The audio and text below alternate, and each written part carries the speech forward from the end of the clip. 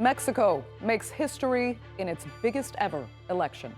One of Latin America's most powerful economies elects a woman for president in a vote marred by violence, with every congressional seat up for grabs.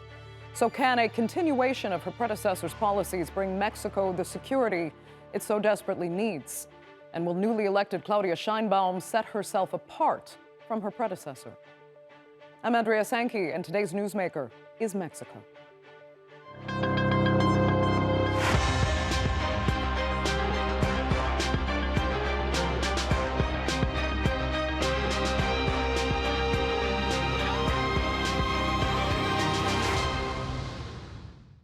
A climate scientist and former mayor of one of the biggest cities on the planet, Claudia Sheinbaum has been elected president of Mexico in a landslide victory. It's been said she's the protege of her predecessor, leftist Andrés Manuel Lopez Obrador, or AMLO, but no one can really be sure how she may or may not differentiate herself in office. Mexico has been severely challenged by security issues with organized crime gangs and narco-trafficking, destabilizing many parts of the country. Over the course of just this election's campaign, more than 36 candidates were assassinated. Here's a look now at the lead-up to the vote that gave Claudia Sheinbaum her historic win. Over the last 6 years, Morena has made its name as a party of the people, offering strong investment in the country's social infrastructure and lifting up the most vulnerable Mexicans. But walking into this local Morena campaign event, there's one feature that sets it apart. National Guard officers armed with assault rifles everywhere. Morena's mayoral candidate for Celaya is shadowed by a bodyguard at all times. A soft-spoken university professor, Juan Miguel, was hesitant to run. That's because the Morena candidate he replaced in this election was assassinated last month. I'm not afraid anymore. I have no fear today. Anything can happen, but I'll do what I must do. 37-year-old Gisela Gaitan was one of more than 30 candidates killed across Mexico while campaigning in this year's national election. This video shows the attack. She was shot 3 times. Out of instinct, we ran and hid because it was so scary.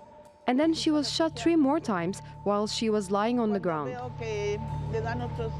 Sonia Gonzalez Carrillo says Gisela was killed because she was going to win. I call her my little girl. She was very sensitive to people's needs, very smart, very capable. Gisela wanted to change Celaya, everything we're facing, and all this chaos.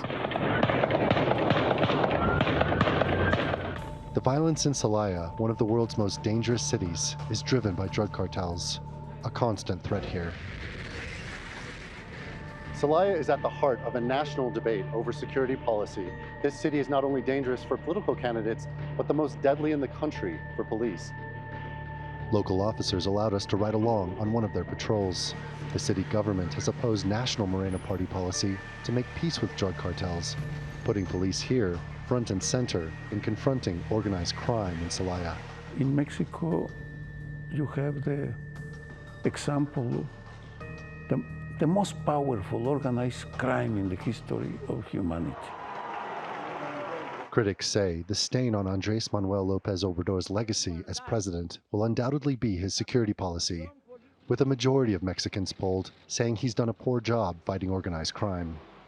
And he gave a truce, an implicit truce to the criminals. And what the criminals did was to take advantage and to expand territorially. What is different is that how openly criminals are acting, forcing candidates to retreat from the competition. I mean, they feel empowered. In places like Maravacio in central Mexico, Morena's appeal is still rooted in providing social services, despite the shadow cast by 2 of its mayoral candidates being slain in this election. We have fear. We take it day by day.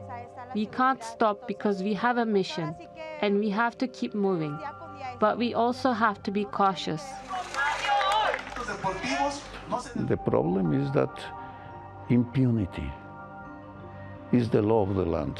They can do whatever they want, and knowing that they are not going to be punished because we have an impunity rate of about 95, 98%.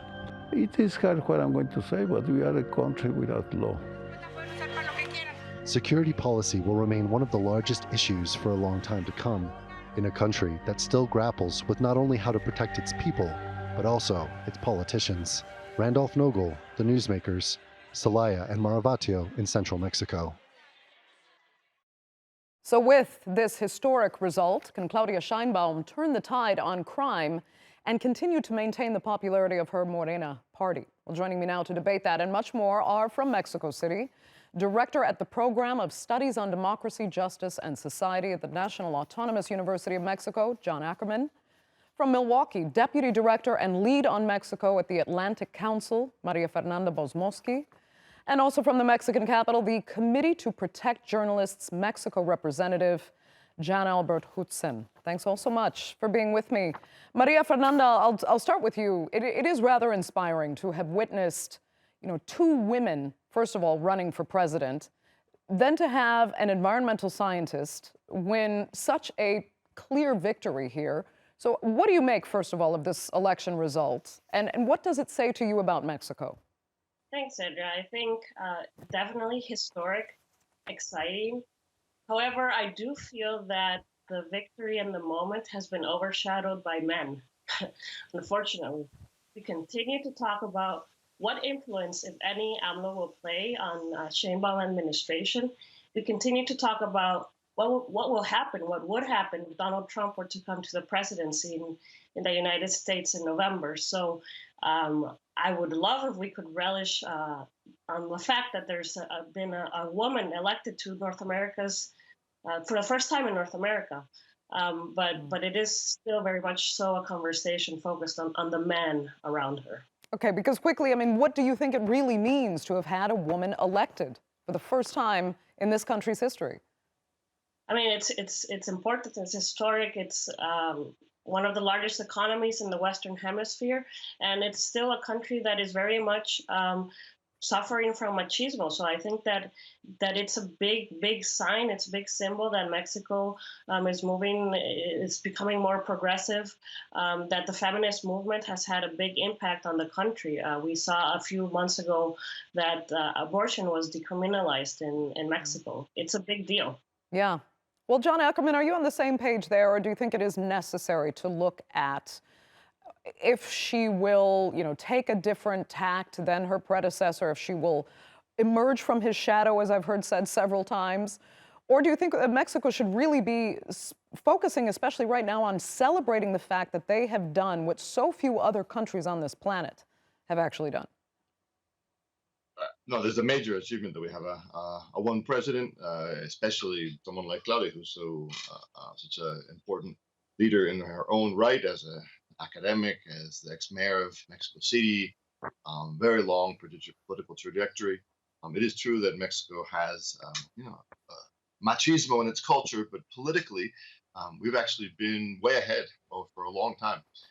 Just a few years ago, actually, the Mexican Constitution was reformed to make sure that every single collective body in the Mexican government be absolutely with equal representation of men and women, parity. All cabinets, all the Supreme Court, the Electoral Council, all collective bodies need to have parity. Mexico City approved abortion and same-sex marriage before San Francisco. We have a very progressive political culture in Mexico, and it was about time for a woman to become our president. And I think Claudia is going to do a great job. I'm not sure exactly what her relationship is going to be concretely with sitting President Lopez Obrador, but it seems to me pretty clear that those disqualifications against her, the attacks that she might be somehow a servant to Lopez Obrador, are themselves machista perspectives. Claudia is going to be a very independent, strong, and president and a very important leader for the next 6 years. Yeah, I can see both of our panelists agree with much of what you said there in that respect. But if I can move on then, John Albert, to talk about some of the, the issues going forward then. tackling the massive security challenges, which you at the Committee to Protect Journalists are acutely aware of.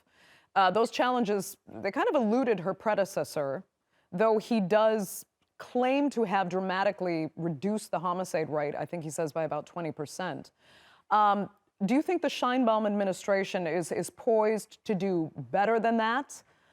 If so, how? Or is Mexico just too submerged in too much of the control by organized crime? Well, for starters, I don't believe that a country like Mexico is incapable of dealing with the security issue. It will take a very long time to solve it. As you mentioned, this is a problem that the Lopez Obrador government inherited from predecessors. It's also a problem that often plays out on the local level. We at CPJ specifically look at violence against journalists, and we see that the vast majority of attacks against reporters actually take place on the local level or on the state level. So these are things that need to be addressed. I think it's one of the major issues that the Lopez Obrador administration has not been able to deal with as much as we probably would have liked. Some of the reforms that Mr. Lopez Obrador implemented, like the creation of the National Guard, have been both criticized and praised, depending on who you speak with. And I think what we need to look now for is what Claudia Sheinbaum herself said in her victory speech, is that the root causes of the violence need to be addressed. Violence, inequality, and also the relationship with the United States, because ultimately Mexico is the victim of transnational dynamics that determine much of the organized crime presence that we see in the country. So we'll need to see what she does about that. But it's definitely something that can be dealt with, but it needs a serious political capital to do so, because this has been going on for about 20 years now. Let me ask Maria Fernanda if you think Claudia Sheinbaum will have that political capital, because it is something that so fundamentally affects the country, whether it's on the economic level, the social levels, basic security and safety for Mexican citizens. Is she ready to do that? Yeah, I think as John was saying earlier, she definitely is a very well-prepared woman. Both of them, both the leading candidates, were very well prepared. And I think that that's worth noting. She's a climate scientist. I think that inevitably she will be compared to Lopez Obrador, and that's why I lament a little bit the fact that we aren't really relishing in the fact that Mexico has the first female president. We're still talking about Lopez Obrador. Is she going to be able to come out of that shadow? There will be comparisons to what he did or he didn't do, or how he did things, how she's doing things. Right. But let me just add, specifically on her then going forward, because, okay, let's talk about the international, if we can, the global sometimes impression of a country like Mexico. Mexican politicians have often been accused of kind of participating in the corruption or even being co-opted by the organized crime elements. And it would take a clean politician, a clean party, to really be able to make progress when it comes to tackling crime and shoring up security in the country. Is she there? Is she potentially that clean politician that can do this? It's a big task that she's got ahead of herself. I think that we saw during the campaign how she spoke about corruption, how she spoke on these most important issues for Mexicans. I think we'll have to see. We have yet to see who she's going to name in her cabinet. We're still waiting, of course, on the congressional results, and it seems like Morena's trending to have a supermajority, which would enable them to enact constitutional reforms, pass them through a Congress. I think we're going to see who surrounds her. But she is a strong leader. She has a very commanding presence. I think that it's a big task that she does have ahead. It's a big task, and John and Jan, like you said, it's plagued the leaders before the Morena party as well. But John, let me come back to what. If I can speak to that other question, that'd be great. Go ahead. There's not a single accusation of corruption against Claudia Sheinbaum. This is perhaps a miracle in Mexican political context. We have a very corrupt political system, but Claudia is a clean politician. Literally, I have not seen a single accusation against And yes, of course, she's going to have to choose also clean people, head of the military, head of the police force. But she has, a real benefit of the doubt, Right. and a real possibility to clean things up. Lopez Obrador also, of course, had this clean reputation, but he was more of a traditional politician. Claudia Sheinbaum was an academic who's used to getting things done, and her track record as mayor of Mexico City is very impressive. There's this one issue of the collapse of the metro system, which was a, a major problem. But from my point of view, that was not her fault at all. It was because of more faulty construction issues way back. We could talk about that. But it is quite impressive, the cleanliness of her record. And it is so good to hear, because you talk to so many Mexicans that I know personally that will just tell you that they don't care about any of their politicians. They think they're all criminal, blah, blah, blah. It's nice to hear that she really does. And then again, voters have learned how to compromise. They'll accept some criminality because they think they can't do any better. So it really is an achievement to hear that this is That's one why person. She's won 2-1. I mean, 60% of the vote. I mean, this is more than Lopez Obrador. In 2018, Lopez Obrador got 53% of the vote. Absolutely. This is a true landslide. Exactly. Yeah. Let me ask you, though, quickly, John, I'll stay with you for a second because you do know the party quite well. And this is what Maria Fernanda has been repeating now, that, she's being addressed as having fallen into the shadow of her predecessor. So how much is Lopez Obrador kind of a tough act to follow for a fellow Morena party member? And how much do you think he'll actually be involved in governing going forward? Right. Well, Lopez Obrador is, of course, a tough act to follow. He's, an exceptional political leader of the last decades who has broken through many obstacles to his getting to the presidency in 2018. He was campaigning for 12 years. A very hard act to follow. That said, there's a long tradition in Mexico. Every 6 years, the incoming president, if it's from the same party, is always seen to be sort of the following up or subordinated to the previous president. But also, every 6 years, since the presidency has so much power in Mexico, this is a problem, most likely. But since the president has so much power, within 6 months to a year, the new president always breaks with their former boss or the former president. This is a long-term tradition. And so I have no doubt that Claudia will stand out very clearly with her initiatives during this first year. Now, Lopez Obrador will still be there. I don't believe him that he's just going to sort of retire. He's saying he's going to go back to literally his ranch in the jungle, Chiapas, and write books. He'll be very active, of course. He's not going to be able to deal with that temptation without, issuing his opinions or perhaps influencing in one or another way. But that's different from saying that he's going to be in charge. He's not going to be in charge. Claudia Sheinbaum is going to be in charge as of October 1st. Excellent. John Albert, it looked like you agreed with most of what you heard there. Yeah, I think if you're dealing with an outsized political personality like Lopez Obrador, it'll be inevitable that there will be some degree of looking back on a person who caused a complete reconfiguration of the Mexican political system. Because before Lopez Obrador became president, we've had a traditional party system that sort of related between different traditional parties. Lopez Obrador came, and if we look at the result that came in yesterday, those political parties, those traditional parties, have been pretty much broken over the past 6 years. So Lopez Obrador obviously will have cast a large shadow, but I think Claudia Sheinbaum has also built a coalition around her. We saw yesterday how many of the major political personalities were very comfortable standing next to Claudia Sheinbaum, showing their support to her. So I agree with John. I believe that Claudia Sheinbaum will very much be her own leader. She will find her own way. I also, like John, don't believe that Lopez Obrador will just retire. This is his political legacy. This is the political project that he built. So he will want to have some degree of influence. But Claudia Sheinbaum has a very big mandate. She has a very big majority in Congress. She will be able to use that, and she will be able to implement her own programs, whatever those may be. Right. And with that mandate, though, and Maria Fernanda, I'm going to apologize to you. Jan Albert, let me just ask you first this question. Maria, I'll get your opinion as well. But especially for the audience watching this program in particular, an international news channel, yes, we are hearing a lot being said about where the U.S.-Mexico relationship will go from here.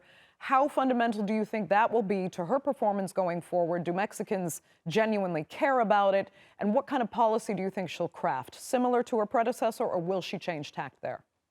Well, it'll be very interesting. Much of the Mexican foreign policy will be determined by the elections in the United States in November. Joe Biden is a much more diplomatic president than Donald Trump would ever be. I don't think there's any doubt about that. Claudia Sheinbaum has relatively little experience on the international arena, so it's very hard to predict what kind of relationship that will be. I do believe, though, that with the amount of support that she has in Congress, with the possible supermajority, she will feel strengthened. So we'll have to wait and see. But I think she'll be able to at least carry out some of Mexico's important talking points in her interactions with the United States. Right. Okay, Maria Fernanda, I do want to get your opinion. I know you wouldn't want everyone to be focusing on that right now, but just for the sake of a global audience that is curious specifically about the foreign policy aspect of this discussion. First of all, the U.S.-Mexico relationship, and please do comment on how Obrador himself decided to join South Africa's case against Israel at the ICJ, for example, but would never describe Israel's actions as actual genocide. So if you can speak to that, too, and where she might stand on there, and whether she would just want to kind of continue this ambivalent relationship, because that matters to the U.S.-Mexico relationship as well.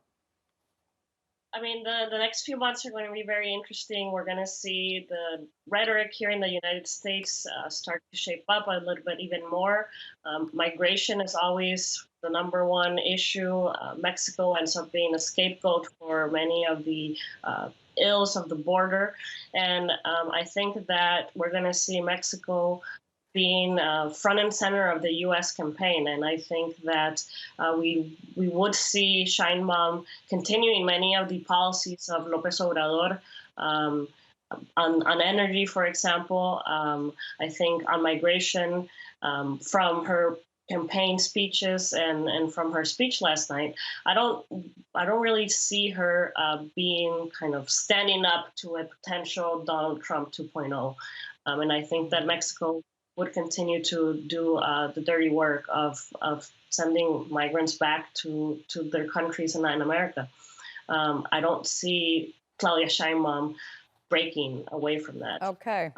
And John, what do you see? And also, what about Israel policy? Do you think they will just maintain the kind of ambivalence and will, proceed to kind of do what the U.S. wants in a sense, because that is a very powerful, influential neighbor in Mexico?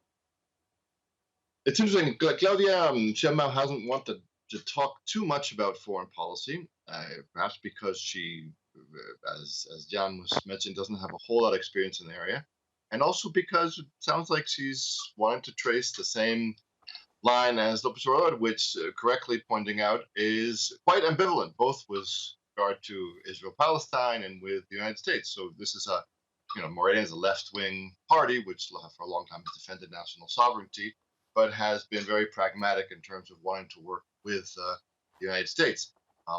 With his visits to Washington, Lopez Obrador has been very clear that he wants Mexico to work with the United States against China, at least economically speaking. Mexico has done the dirty work for the United States in terms of migration.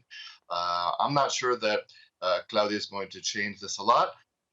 Lopez Obrador, and if Claudia continues with these policies, has received criticism from the Mexican left, from very important sectors of the Morena party around these issues specifically. And we'll see how that dialogue goes. I think Claudia would like to continue with the same line, but there is an important sector of political opinion which would be pushing her to defend a little bit more national sovereignty against the United States and to question Israel's attack on Gaza. Yeah. John Albert, I was going to go to another question with you, but I'll tell you what, we only have about 45 seconds left. So why don't you give me your final thoughts? Well, I think the next 6 years will determine the many of the directions that Mexico will go in. For example, in terms of human rights, I think there's still a lot of area that can be won, a lot of terrain that can be won by the next government. The treatment of migrants, the treatment of journalists, the treatment of human rights organizations. I think that should be one of the focal points of Claudia Sheinbaum.